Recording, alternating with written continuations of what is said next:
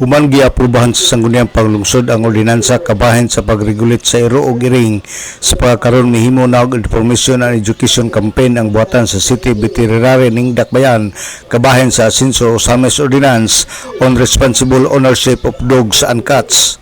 Base sa maong ordinansa, ang barangay ang gitugutan sa pagdakop sa mga iro nga naglaroy-laroy sa kadalanan nga gipasagdan sa mga tagya. Lakip na usab sa maong ordinansa ang pagparehistro sa mga pet owners ngadto sa barangay.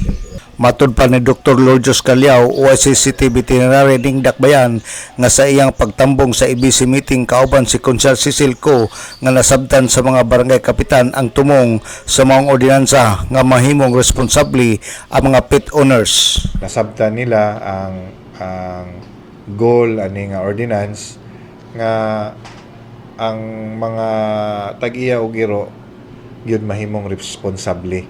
So mao man gyud purpose na to ani.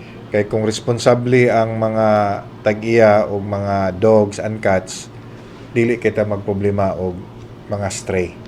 No? Kay naghikot naman ka, nag-cage naman ka, nagpabakuna na kag anti-rabies kay naaman na dito dong.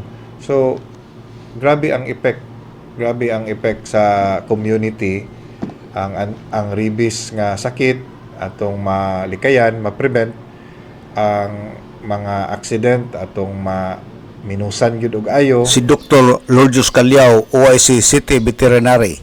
Sa pagkaroon priority una ang registration sa mga iro og iring ug base sa mga ordinansa kun adunay maka-witness kabahin sa mga iro nga gipasagdan sa gawas nga nalibang adunay multa kini. Ang first offense 300 pesos, second offense 500 pesos ug ang third offense 1,000 pesos.